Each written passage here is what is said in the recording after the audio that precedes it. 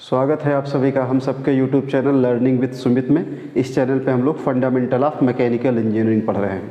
आज हम लोग एक इम्पॉर्टेंट क्वेश्चन सॉल्व करेंगे जो AKTU सेमेस्टर एग्ज़ाम 2023-24 में पूछा गया है। बहुत ही इम्पॉर्टेंट क्वेश्चन है। आप लोग कॉपी, पेन और कैलकुलेटर तीन चीज़ें लेके बैठिए और उसके बाद हमारे साथ इस क्वेश्चन को सॉल्व करिए। ये क्वेश्चन आपके एग्जाम में पूछा गया है और इस तरह के क्वेश्चन रिपीट होते रहते हैं, इसलिए इसको बहुत ध्यान से हमारे साथ सॉल्व करिएगा। एक बार क्वेश्चन पढ़ लेते हैं जो ऑलरेडी मैं बोर्ड पे लिख रखा हूँ।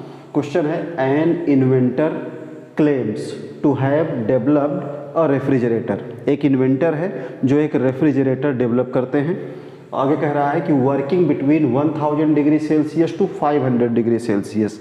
ये जो रेफ्रिजरेटर है 1000 डिग्री सेल्सियस से 500 डिग्री सेल्सियस के बीच में वर्क कर रहा है। आगे कह रहा है कि refrigerator extracts 200 kilo joule per second heat from the sink and consumes 40 kilo joule work. Justify the claim of inventor. हमें इन्वेंटर के क्लेम को जस्टिफाई करना है, तो हमने क्या किया, एक रेफ्रिजरेटर बना लिया। रेफ्रिजरेटर में कह रहा है कि इसका जो लोअर टेम्परेचर है वो 500 डिग्री सेल्सियस है, तो TL हमारा 500 डिग्री सेल्सियस हो गया और जो एम्बिएंट टेम्परेचर है यानी TH हाईएस्ट टेम्परेचर जो है ये 1000 डिग्री सेल्सियस है। 500 और 1000 डिग्री सेल्सियस के बीच में हमारा रेफ्रिजरेटर वर्क कर रहा है और हीट ये कितना एक्सट्रैक्ट कर रहा है, 200 किलो जूल पर सेकेंड। और जो इस हीट को एक्सट्रैक्ट करने के लिए रेफ्रिजरेटर जो वर्क कंज्यूम कर रहा है ये 40 किलो जूल का वर्क कंज्यूम कर रहा है पर सेकेंड 200 किलो जूल हीट को एक्सट्रैक्ट करने के लिए। अब हमसे पूछा ये जा रहा है कि जो इन्वेंटर है उसके क्लेम को जस्टिफाई करिए कि क्या ये रेफ्रिजरेटर पॉसिबल है या नहीं। तो जब भी हमसे इस तरह का क्वेश्चन पूछा जाएगा कि रेफ्रिजरेटर पॉसिबल है या नहीं पॉसिबल है, तो उस केस में हम लोग कोफिशिएंट ऑफ परफॉर्मेंस चेक करेंगे। कोफिशिएंट ऑफ परफॉर्मेंस किसका चेक करेंगे, कार्नोट रेफ्रिजरेटर का, यानी स्टैंडर्ड COP मैक्सिमम कितना कोफिशिएंट ऑफ परफॉर्मेंस हो सकता है और यहाँ से देखेंगे कि कितना COP इस रेफ्रिजरेटर का आ रहा है। उसी के बिहाफ पे ही हम इस क्लेम को जस्टिफाई कर पाएंगे कि ये रेफ्रिजरेटर पॉसिबल होगा या नहीं। तो आइए इस क्वेश्चन को हम लोग सॉल्व करते हैं।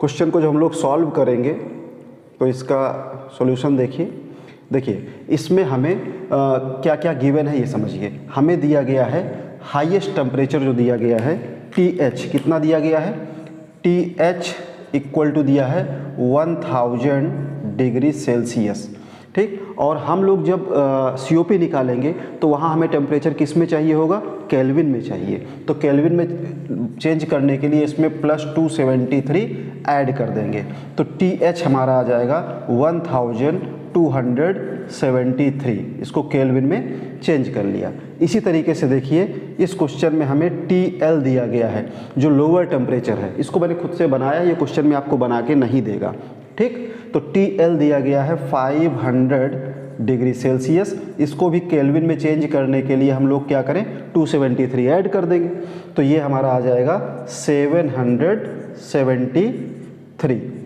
ठीक। इसको भी केल्विन में चेंज कर लिया। अब देखिए हम लोग क्या करेंगे, हम लोग फाइंड करेंगे कोफिशिएंट ऑफ परफॉर्मेंस। तो कोफिशिएंट ऑफ परफॉर्मेंस अगर हम कार्नोट रेफ्रिजरेटर का फाइंड करेंगे तो देखेंगे कितना आता है और फिर इस रेफ्रिजरेटर का COP फाइंड कर लेंगे, दोनों को कंपेयर कर लेंगे और वहाँ से क्लेम के बारे में फिर हम कोई कमेंट कर पाएंगे। तो अगर हम इस रेफ्रिजरेटर का जो हमारा इन्वेंटर का रेफ्रिजरेटर है इसका COP की बात करें, देखिए तो COP ऑफ इन्वेंटर्स रेफ्रिजरेटर, ठीक। तो अगर हम COP ऑफ इन्वेंटर्स रेफ्रिजरेटर की बात करेंगे तो आप जानते हो फार्मूला क्या होता है, ये हो जाता है डिजायर्ड इफेक्ट यानी QL अपॉन W, ठीक है। तो QL अपॉन W से हम COP ऑफ इन्वेंटर्स रेफ्रिजरेटर अगर फाइंड करते हैं तो QL कितना है 200 और W कितना कंज्यूम कर रहा है 40 किलो जूल। तो 200 अपॉन 40 किया तो ये कितना आ गया 5, 0 से 0 कैंसिल, 4 5 या 20। तो COP आ गया इन्वेंटर ने जो रेफ्रिजरेटर बनाया है, इन्वेंटर रेफ्रिजरेटर, ये आ गया 5, ठीक है। अब इसके बाद हम लोग फाइंड कर लेते हैं COP ऑफ कार्नोट रेफ्रिजरेटर। जब भी कंपेयर करना है तो हमेशा कार्नोट रेफ्रिजरेटर से ही कंपेयर करेंगे। तो COP ऑफ कार्नोट रेफ्रिजरेटर क्या होता है, यहाँ पे फाइंड कर लेते हैं। COP ऑफ कार्नोट रेफ्रिजरेटर यानी स्टैंडर्ड रेफ्रिजरेटर, तो इसका फार्मूला हो जाएगा, ये हमेशा टेम्परेचर से हम लोग फाइंड करते हैं। तो फार्मूला क्या हो जाएगा, TL/TH - TL। इस फार्मूले से हम लोग इसका COP फाइंड कर लेते हैं। तो अगर यहाँ से हम लोग इसको फाइंड करेंगे तो हमारा TL कितना है, TL है 773, केल्विन में पुट करना, ध्यान रखिएगा 773, और इसको डिवाइड कर देंगे 1273 - 773 से। ठीक, इसको ज़रा कैलकुलेटर लगा के कैलकुलेट करिए और बताइए, आप लोग कमेंट करिए कि जो हमारा कार्नोट रेफ्रिजरेटर है, कार्नोट रेफ्रिजरेटर, ये मैक्सिमम COP होता है, कितना आ रहा है।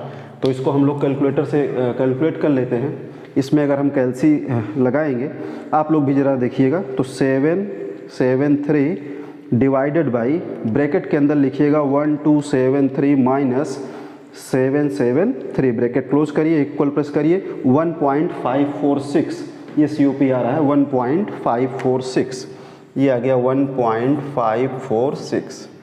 तो 2 COP आ गए। एक तो COP हमारा आ गया इन्वेंटर रेफ्रिजरेटर का 5, और COP आ गया कार्नोट रेफ्रिजरेटर का 1.546। और आप जानते हो कि ये जो कार्नोट रेफ्रिजरेटर का COP होता है ये मैक्सिमम COP है, इससे ज़्यादा कोफिशिएंट ऑफ परफॉर्मेंस नहीं हो सकता है, क्योंकि ये आइडियल कंडीशन होता है। मैक्सिमम COP जो इस रेफ्रिजरेटर के लिए है वो कितना है, 1.546, जबकि जो इन्वेंटर का रेफ्रिजरेटर है उसका COP कितना आ रहा है, 5 आ रहा है, इससे बहुत ज़्यादा है। मतलब ये क्लासियस स्टेटमेंट को जस्टिफाई नहीं कर रहा है। ये क्या कर रहा है, यहाँ पे जो आपका थर्मोडायनेमिक्स का सेकेंड लॉ है उसको वायलेट कर रहा है ना। तो मैं यहाँ पे लिखता हूँ, since COP of inventor refrigerator is greater than COP of Carnot, या मैक्सिमम COP आप कह सकते हो, या COP ऑफ कार्नोट रेफ्रिजरेटर, यही मैक्सिमम COP होता है। ये ग्रेटर है, क्यों, क्योंकि इन्वेंटर का आया है 5 इज ग्रेटर देन 1.546। तो हम कह सकते हैं कि therefore it violets the second law